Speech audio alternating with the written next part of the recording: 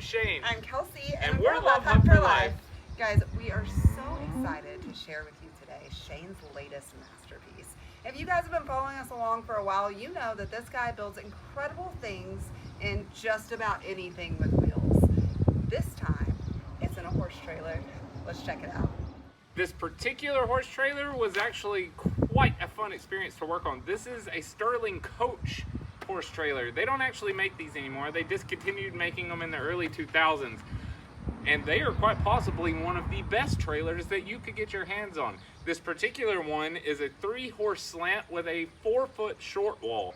That short wall number indicates the size of the LQ space that I just spent the past 2.5 months turning into a home on wheels. So when I arrived here, there was already a roof rack on top.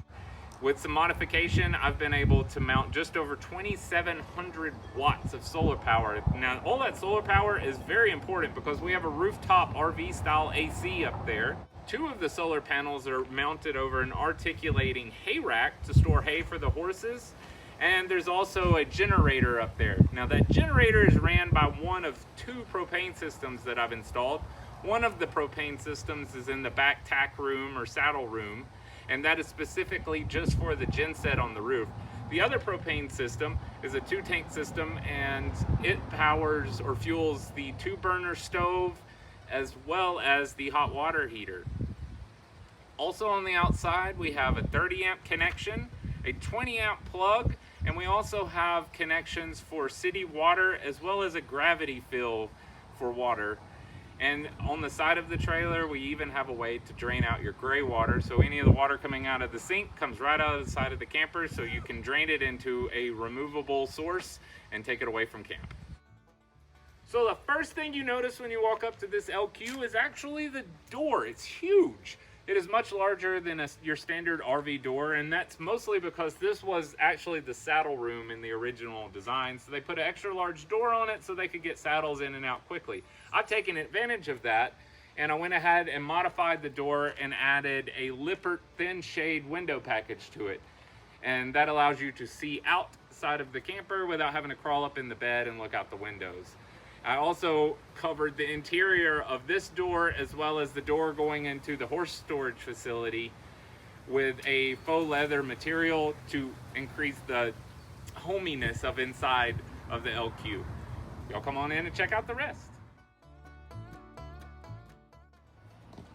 For those of you that's just coming across this channel, I have been converting things on wheels for years, down to school buses, ambulances, vans, cargo trailers, even old school campers. But an LQ horse trailer is not something I've had the fortunate opportunity to do until this point. And I really put my heart and soul into this one. The reason I do all of these conversions, though, is honestly, I really enjoy helping people build their dreams. Over the years, as I've met new people, I've discovered there are endless reasons why someone doesn't build their own dream. Sometimes it's ability, sometimes it's time, sometimes it's money. It could be a number of things. And oftentimes they're just looking for someone to help them. And that is what I feel like my mission is helping people build their dreams. And I do believe I hit this one out of the park.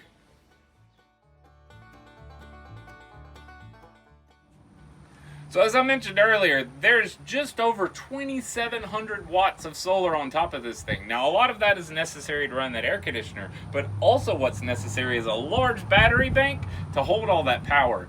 In fact, there are 4 200-amp, 24-volt server rack batteries inside of this cabinet.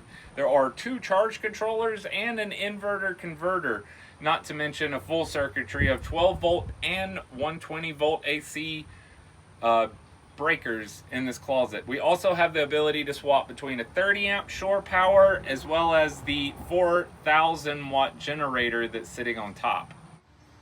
So one of the big benefits of bringing me on board to build one of these for you is the fact that all of it is custom to each individual owner, and that's down to the size of drawers and shape of cabinets. The first drawer I would like to point out is the one underneath this very large refrigerator.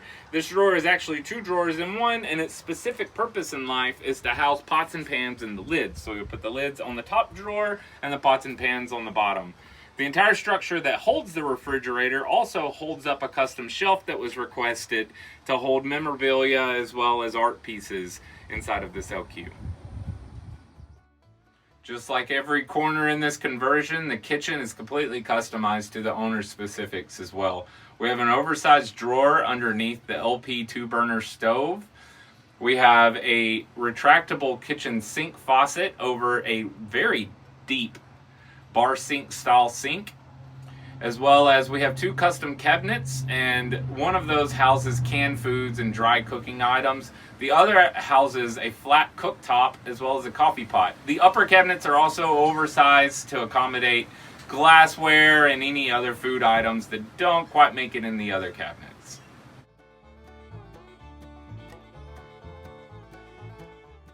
One of my many practices that I like to focus on is building with as little dead space as possible in my cabinets, because it's really important to be able to make these spaces feel as big as possible and store as much as possible. That comes through full force with this cabinet next to me. Not only is it housing the 4 server rack batteries that I previously spoke of, it also has 2 custom drawers as well as a closet. And it also houses all of the electronic gear down the side of it with removable screen panels to help with the cooling. The main breaker boxes and transfer switches for the shore power are also inside of the closet. The shelf that's over my head is actually removable as well, because all of this is removable so that all of the electronic system can be maintained or replaced if need be in the future. So speaking of removable cabinets, the one underneath the sink is also removable, at least the face of it is. And that's important because back in that corner is a 75-gallon freshwater tank and all of our plumbing connections. Now that tank and all those plumbing connections, as well as the water pump, sit over a waterproof basin that has a drain that goes outside, which means if the tank cracks, if any of your plumbing leaks, all of that water goes outside of the rig instead of ruining our beautiful craftsmanship inside. The horse stall area, I didn't actually do a lot of modification. This is actually a 3-horse slant, so we have a place for 3 horses to ride. This first storage space here is going to be an optional horse riding facility, because we went ahead and installed an LP water heater as well as a shower back here, and that allows for you to put a collapsible basin in the floor, or even quite frankly take a shower back here, because this area is designed for high drainage after you clean up after your horses. Our water connections and gas lines also come out here along the top of the roof to prevent the horses from being able to damage any of those while they're in transit. Apparently those things really get a hopping. Leading up to the bed, we have 2 very notable things as well. We have a flip-up step to assist in climbing up this, as well as we have a mud box or boot box to stow away anything you need here. And this is also going to serve as the only sitting area in this conversion.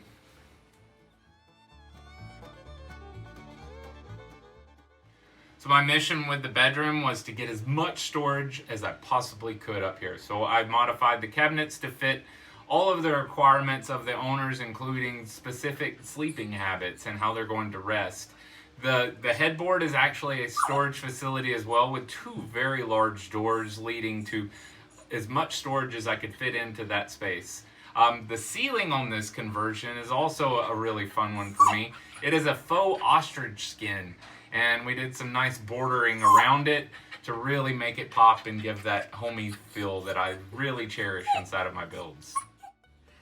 Guys, my dreams were actually some of the first that Shane made come true, and ever since then, he has been working so hard to make other people's dreams come true too, and I gotta say, he is really, really good at it. It has been a whole lot of fun to watch. If you haven't seen all of the other incredible things that he's built, be sure and check back on our YouTube channel and hit that subscribe button so that you don't miss any of the future builds either. If your dreams are the next ones that he's supposed to make come true, then send us an email at lovehutforlife@gmail.com. Or you can send us a direct message on Facebook or Instagram under the same name. Those are also great ways to see still shots of this project and the life of adventure that we live when we're not building things. Guys, be sure and hit those thumbs up, subscribe buttons, and come back next week to see just what we're getting into. Peace out, guys. Have a good one.